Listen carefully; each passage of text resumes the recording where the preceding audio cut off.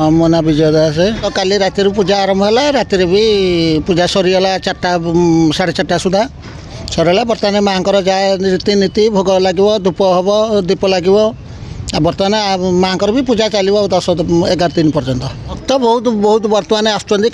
କାଲି ପୂଜା ଜଷ୍ଟ ହେଇଛି, ଆଜି ବି ସକାଳୁ ବହୁତ ସମାଗମ ହେଇଛନ୍ତି, ଭକ୍ତମାନେ ଯାଇଛନ୍ତି, ଫେର ବି ଆସୁଛନ୍ତି। ଆହୁରି ସନ୍ଧ୍ୟା 5ଟା ଭିତରେ ବହୁତ ଲୋକ ଆସିବେ, ବହୁତ ଭିଡ଼ ବି ହେବ, ଭକ୍ତଙ୍କ ସମାଗମ ହେବ, ଭୋଗ ଲାଗିବ, ଧୂପ ଦିଆହେବ, ତାପରେ ଆଳତି ହେବ ଠାକୁରଙ୍କର। ସବୁ ରୀତିନୀତି ଠିକ୍ ଚାଲିବ 31 ତାରିଖ ପର୍ଯ୍ୟନ୍ତ।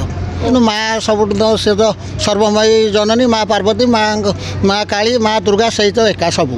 ଆଉ ତେଣୁକରି ମାଆଙ୍କ ବିଷୟରେ ମୁଁ କିଛି ଜାଣିନି, ହେଲେ ମୁଁ ଦୁର୍ଗାଙ୍କ ବିଷୟରେ କିଛି କହିପାରିବି କି ଲକ୍ଷ୍ମୀଙ୍କ ବିଷୟରେ କିଛି କହିପାରିବି। ମାଆଙ୍କ ବିଷୟରେ କିଛି ଏତେ ମୋତେ ଅଭିଜ୍ଞତା ନାହିଁ। ମୁଁ କୁହାହେଉଛି କି ମାଆଙ୍କ କତିକି ଆସନ୍ତୁ, ପ୍ରତ୍ୟେକ ବର୍ଷ ଆସନ୍ତୁ, ସମାଗମରେ ଦେଖନ୍ତୁ, ଭୋଗ ଲଗାନ୍ତୁ, ମାଆଙ୍କୁ ଯେଉଁଟା ମାନସିକ କରିବା କଥା କରନ୍ତୁ, କିଛି ଅସୁବିଧା ନାହିଁ। ଆପଣଙ୍କର ସବୁ ସ୍ୱଇଚ୍ଛାରେ ସବୁ ପୂର୍ଣ୍ଣ ହୋଇଯିବ ମାଆଙ୍କ କତିକି ଆସିଲେ।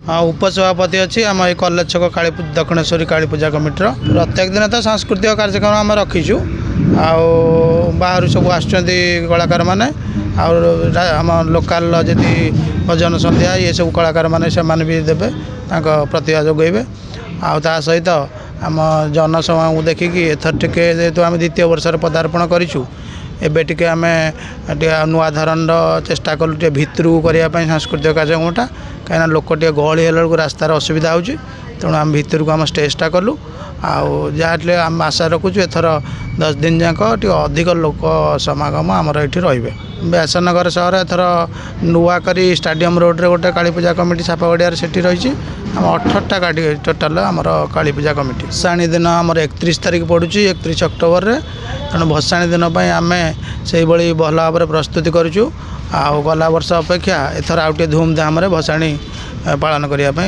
निष्पत्ति होती। काली पूजा अवसर रे समस्त आमर व्यासनगरवासी माने गोटे भाईचारार पर्व एटा तेणु ये भाईचारा पर्व को सबुदिन यही काली पूजा नुहे एवं सबुबेल वर्ष तमाम ये भाईचाराटा बजाय रहू यही आमर कामना।